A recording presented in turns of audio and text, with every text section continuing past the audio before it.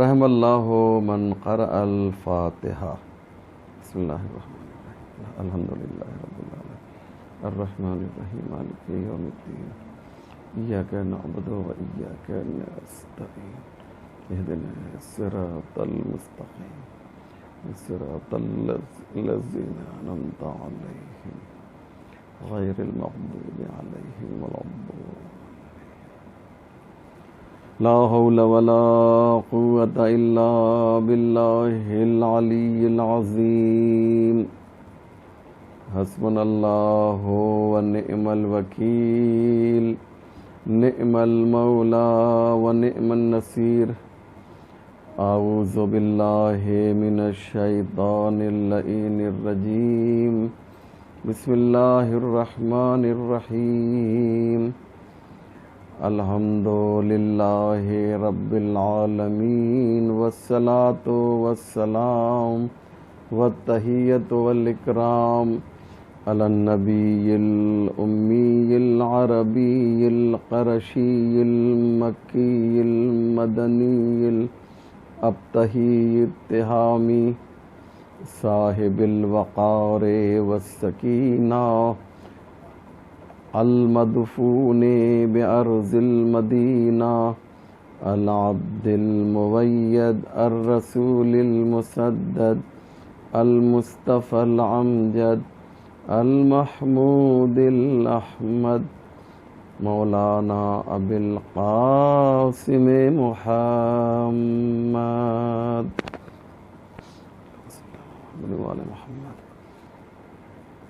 وعليه الطيبين الطاهرين المعصومين المظلومين المنتخبين ولعنة الله على أعدائهم أجمعين من ليلتنا هذه إلى صباح يوم الدين رب اشرح لي صدري ويسر لي أمري واحلل عقدة من لساني يفقهوا قولي أما بعد فقد قال علي عليه السلام يا من دل على ذاته بذاته صلوات محمد وآل محمد اللهم صل على محمد وآل محمد۔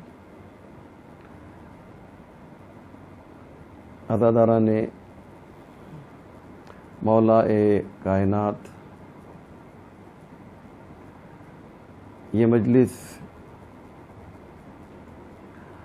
آسمان ولایت و امامت کے پہلے درخشاں و منور ستارے مولود کعبہ فاتح خیبر و خندق پروردگار نہج البلاغہ شوہر بطول نفس رسول پدر حسنین مولا متقیان مشکل کشا دو عالم فریاد رس انبیاء و اولیاء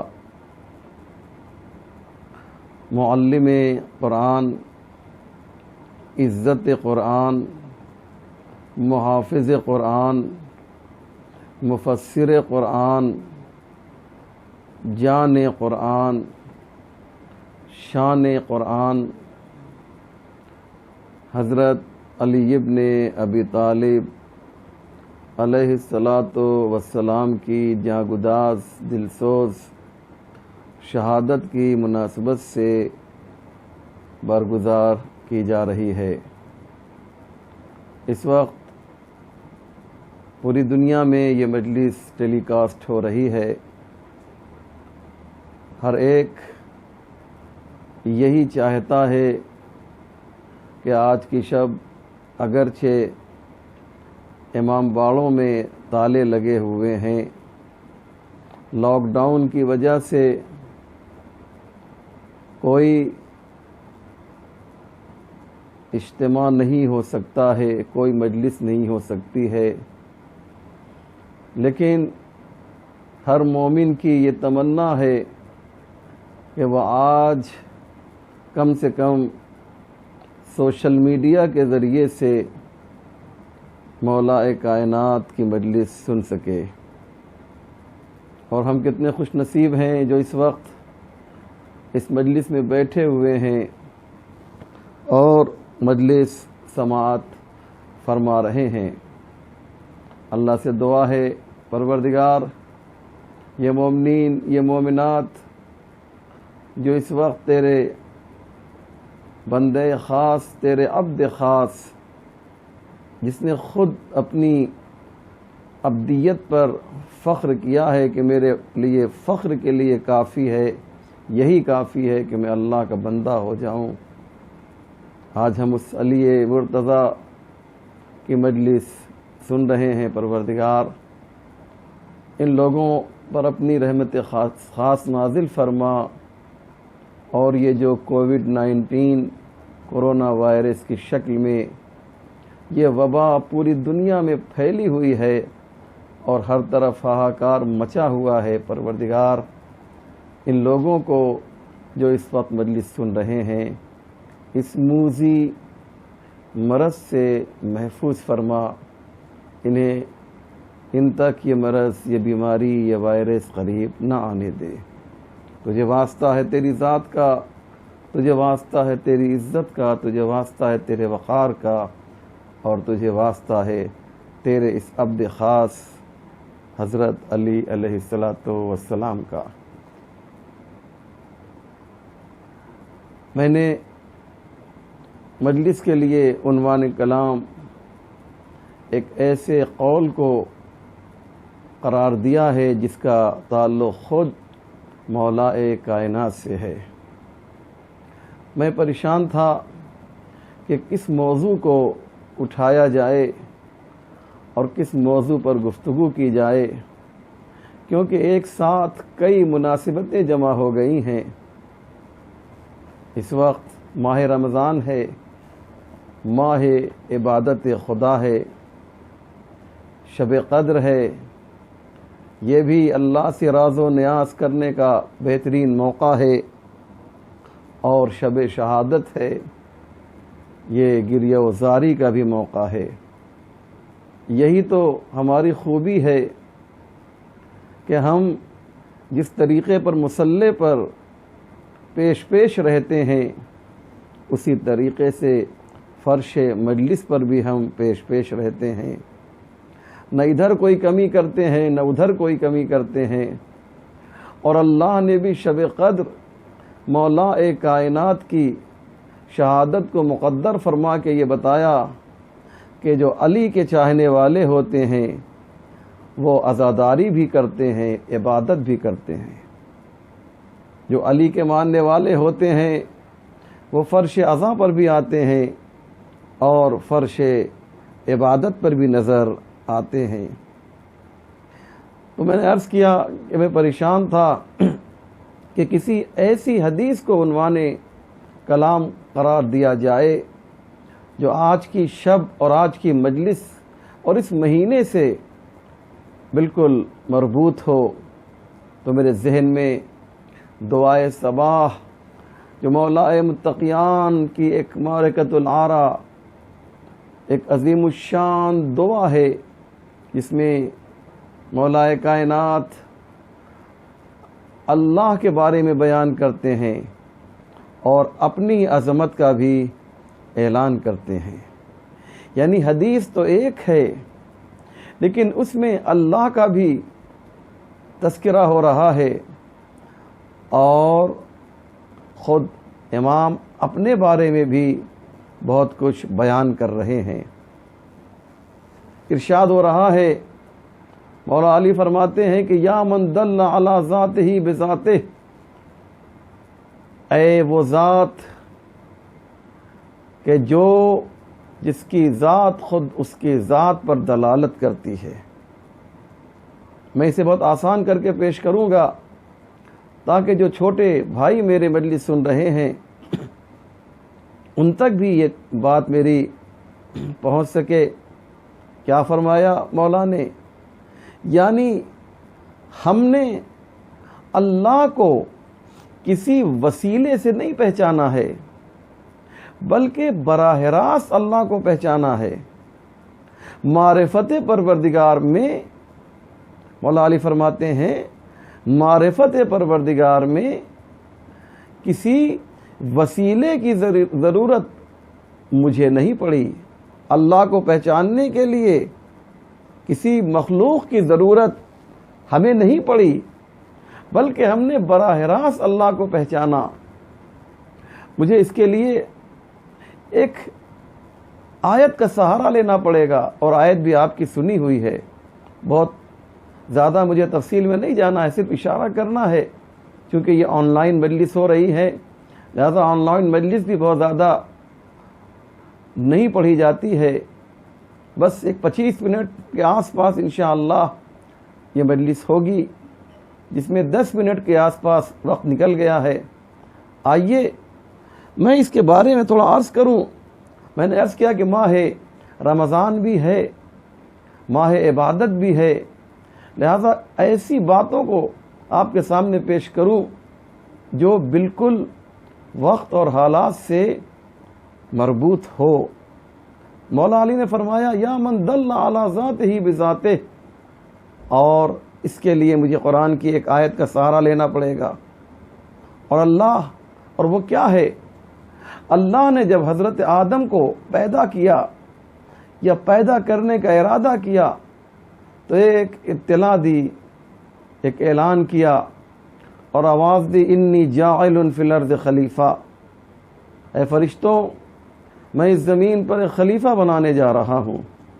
بہت توجہ کیجئے گا عزیزو، میں زمین پر ایک خلیفہ بنانے جا رہا ہوں، اور اللہ نے اس کے لیے انتظام یہ کیا کہ جناب آدم کے مجسمے کے لیے مٹی منگائی، اس کے اندر 3 عناصر کو مخلوط کیا، اس مٹی میں پانی، آگ اور ہوا، یعنی جناب آدم کا مجسمہ 4 چیزوں سے مل کر بنا، مٹی، پانی، آگ اور ہوا۔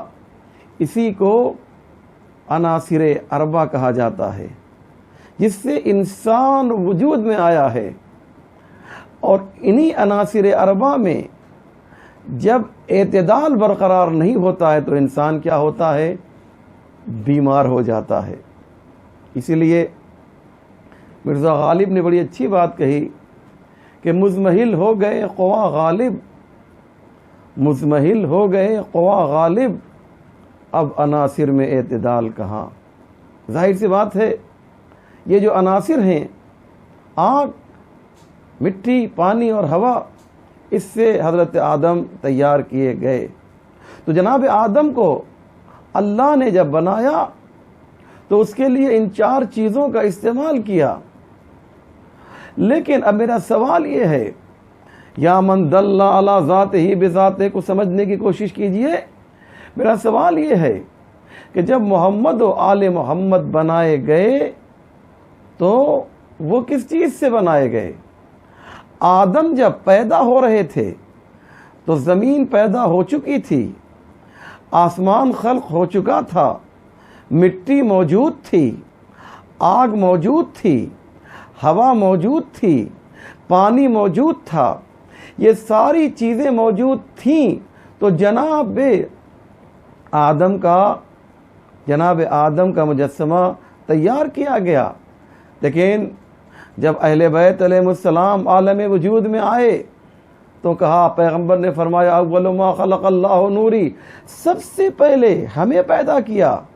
یعنی جب محمد و آل محمد کا نور پیدا کیا گیا تو نہ زمین تھی، نہ زمان، نہ آسمان، نہ دریا، نہ مٹی، نہ پانی، نہ آگ، نہ ہوا، کچھ نہیں تھا، صرف محمد و آل محمد کا نور تھا اور ذات پروردگار۔ تو آدم جب دنیا میں آئے تو کائنات پیدا ہو چکی تھی، اس لیے کہا جا سکتا ہے کہ آدم کو اللہ نے اسباب کے ذریعے پیدا کیا، اللہ نے مخلوق کا سہارا لیا، لیکن جب محمد و آل محمد کو پیدا کرنا ہوا تو اپنے نور سے پیدا کیا، نور سے پیدا کیا۔ تو آدم وہ ہیں جو اسباب الہی سے پیدا ہو رہے ہیں، اور محمد و آل محمد وہ ہیں جو نور الہی سے پیدا ہو رہے ہیں۔ یہ ہیں محمد اور آل محمد۔ اس لیے میں اس بات کو اور آگے بڑھاؤں، میں نے عرض کیا کہ ماہ عبادت ہے، ماہ رمضان ہے، تو آئیے آپ کی ایک بہت سنی ہوئی بہت ہی مشہور مولا علی کی حدیث پیش کرنا چاہتا ہوں، تاکہ مولا علی کا بھی تذکرہ ہوتا رہے اور ماہ رمضان کی مناسبت سے بھی کچھ باتیں آپ کے سامنے پیش کی جاتی رہیں۔ مولا متقیان نے فرمایا کہ عبادت کرنے والے 3 طرح کے ہیں۔ یہ آپ کا سنا ہوا مجھے معلوم ہے، لیکن مجھے ایک نتیجہ نکالنا ہے۔ مولا فرماتے ہیں کہ 3 طرح کے عابد ہیں، 3 طرح کی عبادت کرنے والے لوگ پائے جاتے ہیں۔ پہلے وہ جو جنت کے شوق میں عبادت کرتے ہیں۔ مولا فرماتے ہیں کہ وَتِلْكَ عبادت التجار، یہ تاجروں کی عبادت ہے۔ جانتے ہیں نا تاجر کا کام کیا ہوتا ہے؟ جو بزنس مین ہوتے ہیں وہ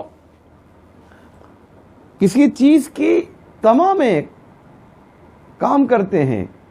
تاجر کا کام یہ ہے کہ ایک سامنے ایک چیز ہوتی ہے کہ اس کے لیے وہ کام کرتے ہیں۔ مولا فرماتے ہیں جو جنت کے شوق میں عبادت کرے وہ بزنس مین کی طرح سے عبادت کر رہا ہے۔ پھر فرماتے ہیں اور کچھ ایسے بھی عبادت کرنے والے ہیں جو جہنم کے خوف میں عبادت کرتے ہیں۔ وَتِلْكَ عبادت العبید، اور یہ غلاموں کی عبادت ہے، خوف میں عبادت کرتے ہیں۔ جیسا کہ آپ نے دیکھا ہے کہ غلام شوق سے کام نہیں کرتا، مالک کے خوف سے کام کرتا ہے۔ اگر یہ کام نہیں کریں گے تو مالک جو ہے ہمیں سزا دے گا۔ تو یہ دوسرا گروہ کون ہے؟ جو جہنم کے خوف میں عبادت کرتا ہے۔ اور تیسرا کون سا ہے؟ تیسرا فرمایا وَأَمَّا نَحْنُ، اور ہم محمد و آل محمد اللہ کی عبادت اس لیے کرتے ہیں کہ اسے مستحق عبادت سمجھتے ہیں۔ وَتِلْكَ عبادت الْأَحْرَارِ، اور یہ آزاد لوگوں کی عبادت ہے، محمد و آل محمد۔ اب سوال یہ ہے کہ یہ الگ الگ عبادتیں کیوں ہوتی ہیں؟ اسے جو ہے مولا علی کی اسی قول کے ذیل میں جو میں نے سرنامہ کلام قرار دیا ہے، یہ بات آپ کے سامنے پیش کر رہا ہوں۔ ذہن میں ہے نا مولا کی حدیث؟ مولا نے کیا فرمایا تھا؟ مولا نے فرمایا تھا کہ 3 طرح کے عابد ہیں، اور اس کے پہلے جو میں نے حدیث پڑھی آپ کے سامنے وہ یہ کہ یا من دل علی ذاتہ بذاتہ۔ اسی کے ذیل میں مجھے 2 باتیں اور عرض کرنی ہیں، اور اس کے بعد انشاءاللہ ربط مصائب وہ سے آپ سن لیجئے، بہت امپورٹنٹ ہے کہ 3 طرح کے لوگ، خوف جنت، خوف جہنم، شوق جنت، اور مستحق عبادت سمجھ کر اللہ کی عبادت اور بندگی کرنا، یہ 3 چیزیں ہیں۔ تو اب آپ یہ دیکھیے کہ اہل بیت کیا کہہ رہے ہیں کہ ہم نے جنت کے شوق میں عبادت نہیں کی ہے۔ اہل بیت کیا کہہ رہے ہیں؟ ہم نے جہنم کے خوف میں عبادت نہیں کی ہے۔ تو پھر کیسے عبادت کی ہے؟ اسے عبادت کا مستحق سمجھا، اس لیے عبادت کی ہے۔ اسی مجھے اور واضح کرنے دیجئے، انشاءاللہ ایک بات، ایک میسج، ایک پیغام آپ تک انشاءاللہ پہنچے گا۔ سب سے پہلے کائنات میں اللہ نے کسے پیدا کیا؟ اول ما خلق اللہ نوری، سب سے پہلے اللہ نے محمد اور آل محمد کو پیدا کیا۔ تو مخلوق اول کون ہیں؟ محمد اور آل محمد۔ مخلوق اول محمد اور آل محمد ہیں۔ اس بات کو ذہن میں رکھیے گا، انشاءاللہ کوئی بات آپ تک میں پہنچانے کی کوشش کر رہا ہوں۔ محمد اور آل محمد مخلوق اول ہیں، یعنی سب سے پہلے کائنات میں جو چیز پیدا ہوئی، جو ذات پیدا ہوئی، وہ محمد والے محمد کی ہے۔ جنت اور جہنم مخلوق ہے یا نہیں ہے؟ بالکل مخلوق ہے۔ مخلوق جسے اللہ نے پیدا کیا ہو، یہ کریشن آف اللہ ہے یا نہیں ہے؟ اللہ نے اسے پیدا کیا نہیں پیدا کیا، تو مخلوق ہے۔ تو آدم سے لے کر آج تک جتنے لوگ پیدا ہوئے، انہوں نے جب عبادت شروع کی تو جنت بن چکی تھی، جہنم پیدا ہو چکی تھی، لیکن محمد و آل محمد نے جب عبادت کی تو نہ جنت تھی نہ جہنم، اور جب انہوں نے عبادت شروع کی تو نہ جنت کے شوق میں عبادت شروع کی نہ جہنم کے خوف میں عبادت شروع کی۔ آپ نے اندازہ لگایا؟ یہ ہیں محمد و آل محمد۔ اس لیے ان کو جنت کے شوق کی ضرورت اس لیے نہیں تھی کہ ان کی عبادت کا سلسلہ اس وقت شروع ہو گیا تھا کہ جب جنت پیدا نہیں کی گئی تھی۔ اب آئیے آپ کی خدمت میں عرض کروں کہ ایک نبی ہیں جناب ابراہیم علیہ الصلاۃ والسلام۔ انہوں نے کس طریقے سے اللہ کو پہچانا؟ قرآن نے ان کا ایک واقعہ ہے جو اتنا پسند آیا اللہ کو، ان کا یہ انداز، کہ اسے قرآن کی آیتوں کا حصہ بنا دیا۔ واقعہ جناب ابراہیم کا ہے، لیکن اللہ نے اسے قرآن کی آیتوں کا جز بنا دیا۔ کہ اللہ کے پاس میٹر کی کمی تھی کہ جناب ابراہیم کی باتوں کا تذکرہ کرتا، لیکن نہیں، بتانا چاہتا ہے کیا حسین انداز ہے۔ جناب ابراہیم نے قوم نمروز سے ایک مناظرہ کیا، ایک بحث کی، اور یہ مناظرہ اللہ کو اتنا پسند آیا کہ آج بھی ہمارے قرآن میں موجود ہے۔ ارشاد ہوتا ہے فَلَمَّا جَنَّ عَلَيْهِ اللَّيْلُ رَأَىٰ كَوْكَبًا قَالَ هَٰذَا رَبِّي فَلَمَّا أَفَلَ قَالَ لَا أُحِبُّ الْآفِلِينَ۔ جناب ابراہیم قوم نمرود سے اللہ کو سمجھا رہے ہیں، اللہ کی معرفت کرا رہے ہیں، تو کیا کہا کہ جب ابراہیم نے ستارے کو دیکھا آسمان میں تو کہا ھذا ربی، یہ میرا رب ہے۔ چمک رہا ہے نا، کہا یہ میرا رب ہے۔ فلما افلا، لیکن جب ڈوب گیا ستارہ تو جناب ابراہیم نے کہا لا احب الافلین، جو ڈوب جائے وہ میرا خدا کیسے ہو سکتا ہے؟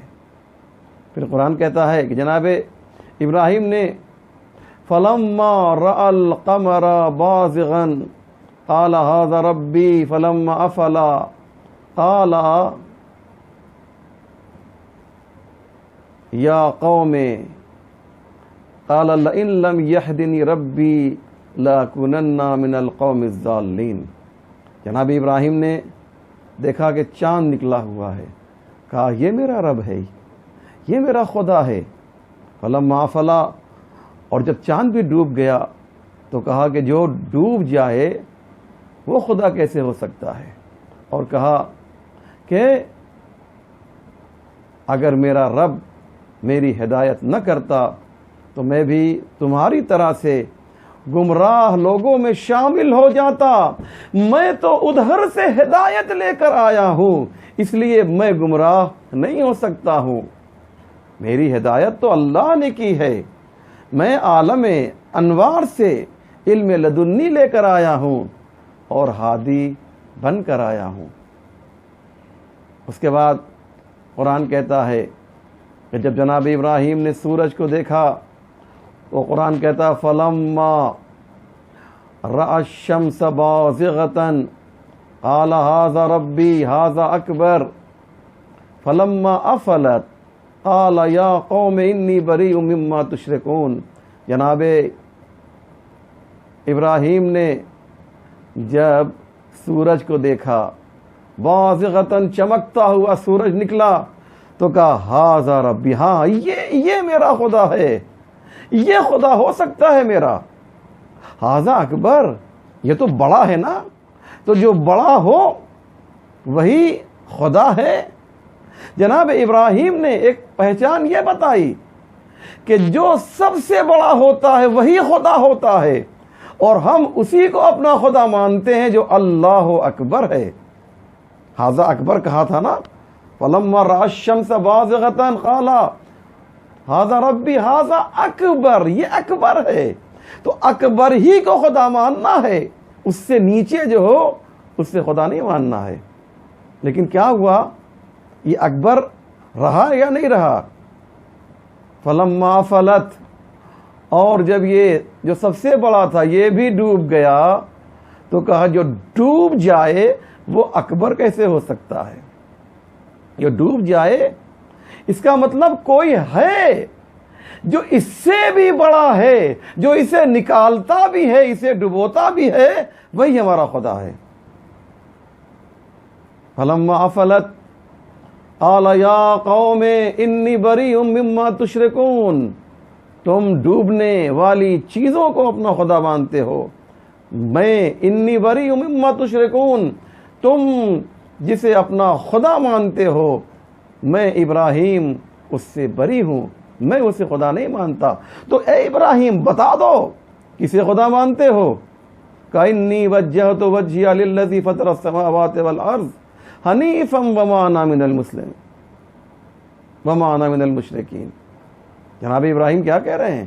کہتے ہیں ہم تو اس کو مانتے ہیں کہ جس نے ان کو پیدا کیا ہو، جو خالق قمر ہے، جو خالق نجوم ہے، جو خالق شمس ہے، جس نے سورج کو پیدا کیا ہے، وہ ہمارا خدا ہے، وہی اکبر ہے، اسی کو اللہ اکبر کہا جاتا ہے۔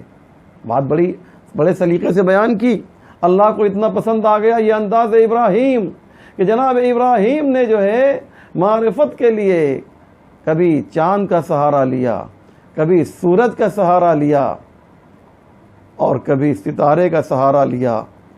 لیکن مولا علی کیا فرماتے ہیں؟ مولا علی فرماتے ہیں، بس میں ختم کر رہا ہوں اپنی بات کو، مولا علی فرماتے ہیں، عجیب انداز ہے، یا من دل علی ذاتہ بذاتہ، ابراہیم میں اور اہل بیت میں فرق یہ ہے کہ ابراہیم معرفت پروردگار کے لیے مخلوقات پروردگار کو ذریعہ قرار دے رہے ہیں، لیکن اہل بیت علیہ السلام آواز دے رہے ہیں ہم نے براہ راست اللہ کو پہچانا۔ وہ بھی اپنی جگہ پر صحیح ہیں، ابراہیم بھی اپنی جگہ پر صحیح ہیں۔ کیوں؟ اس لیے کہ جب ابراہیم پیدا ہوئے تو زمین پیدا ہو چکی تھی، آسمان پیدا ہو چکا تھا، سورج پیدا ہو چکا تھا، چاند پیدا ہو چکا تھا، ستارے پیدا ہو چکے تھے۔ انہوں نے چاند کو دیکھا اور اللہ کو پہچانا، سورج کو دیکھا اور اللہ کو پہچانا، مخلوقات پروردگار کو دیکھا اور مخلوقات کو پہچانا۔ لیکن جب اہل بیت پیدا ہوئے تھے تو نہ چاند بنا تھا، نہ سورج پیدا ہوا تھا، نہ زمین بنی تھی، نہ آسمان بنا تھا۔ مولا علی نے آواز دی، یا من دل علی ذاتہ بذاتہ، ہم اہل بیت وہ ہیں جو براہ راست خدا کو پہچانتے ہیں، مخلوقات خدا کو وسیلہ قرار نہیں دیتے۔ یہ ہے عزیزان محترم، یہ علی ہیں، معرفت پروردگار براہ راست ہے۔ اس لیے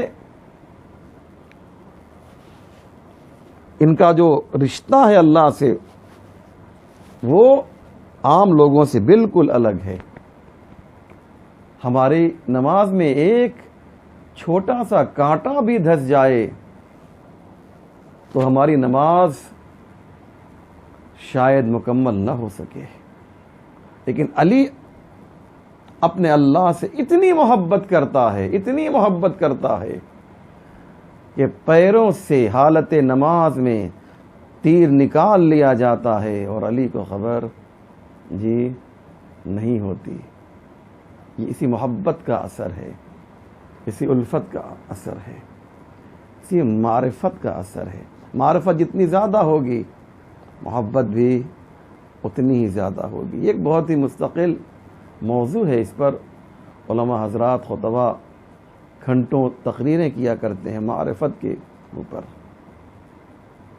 ہاں عزادارو، مولا کائنات 18 کی شب میں، 19 کی شب میں کہا جائے، 18 رمضان کا دن گزار کے علی شب میں حضرت ام کلثوم کے گھر مہمان ہوتے ہیں. اللہ اکبر. بیٹی دسترخوان بچھاتی ہے، باپ کے لیے روٹی، دودھ اور نمک کا انتظام کرتی ہے. بابا افطار نوش فرمائیے. کہا بیٹی تم نے دیکھا ہے کہ علی ایک وقت میں 2 طرح کا کھانا کھائے؟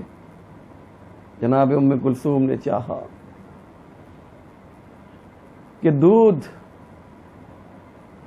کو رکھ دیا جائے اور نمک کو ہٹا لیا جائے. کہا نہیں بیٹی، دودھ لے جاؤ، علی نمک اور روٹی کے ساتھ افطار کرے گا. اللہ اکبر. آج ملاقات دوست کی ملاقات دوست سے ہونے والی ہے.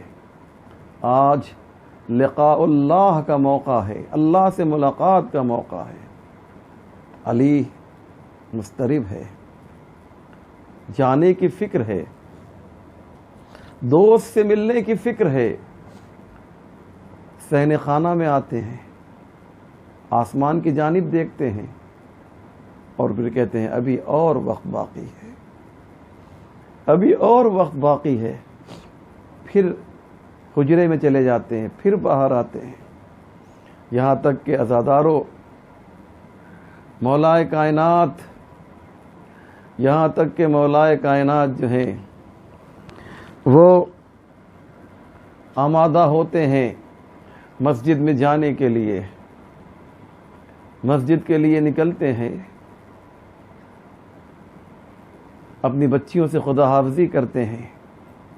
علی نماز کے لیے جا رہا ہے، علی مسجد میں جا رہا ہے، لیکن علی کو تو معلوم ہے کہ جائے گا تو اپنے پیروں سے، لیکن گھر میں جو واپسی ہوگی وہ حسن و حسین کے ہاتھوں میں علی آئیں گے. چنانچہ جیسے ہی دروازے کے قریب پہنچے، آپ کے گھر میں جو بطخیں پلی ہوئی تھیں ان بطخوں نے بڑھ کر آپ کے دامن کو اپنی منقار سے پکڑ لیا اور گویا زبان بے زبانی سے کہا مولا آقا نہ جائیے، مولا نہ جائیے، آقا نہ جائیے. امام کے آنکھوں میں اور بلانے کے بعد کہا بیٹا حسن دیکھو، بیٹا حسن دیکھو، جب تک ممکن ہو اور تم انہیں دانا پانی دے سکتے ہو، ان کے کھانے کا انتظام کر سکتے ہو، انہیں اپنے گھر میں رکھنا. لیکن اگر حالات ایسے ہو جائیں کہ ان کے لیے کھانے اور پانی کا انتظام نہ کر سکنا تو انہیں آزاد کر دینا. میں کہوں گا مولا آپ کو ان جانوروں کے کھانے کا اور پانی کا اتنا زیادہ خیال ہے، مولا ارے کربلا میں آ جائیے گا تو آپ دیکھیں گے کہ وہاں پر آپ کے بچے بھوکے بھی ہیں، آپ کے بچے پیاسے بھی ہیں، آپ کی سکینہ پیاس سے بلک رہی ہے، آپ کا علی اصغر جو ہے وہ جھولے میں بغیر پانی کے 3 دن کا بھوکا اور پیاسا ہے، آپ کا فرزند حسین بے جرم و خطا پیاسا شہید کیا جا رہا ہے. اجرکم علی اللہ. خدا آپ کو کسی غم میں نہ رلائے سوائے محمد اور آل محمد کے غم کے. ہاں عزادارو، مولا متقیان مسجد میں تشریف لائے، مسجد میں آئے، کیا دیکھا؟ وہ ملعون جو ہے سو رہا ہے، ملعون سو رہا ہے. اسے اٹھایا، اٹھو نماز کا وقت ہو گیا ہے. اللہ اکبر. یہ کیسا کریم مولا ہے یہ کیسا رحیم مولا ہے، اپنے دشمن کو بھی نماز کے لیے اٹھا رہا ہے اور قیامت تک کے لیے ایک پیغام دے رہا ہے۔ ذرا مزاج علی کو تو پہچانو، علی اسے کہا جاتا ہے جو اپنے دشمن کو بھی نماز کی تلقین کر رہا ہے۔ علی کو برداشت نہیں ہے، میرا قاتل ہی صحیح ہے لیکن بے نمازی نہ رہے۔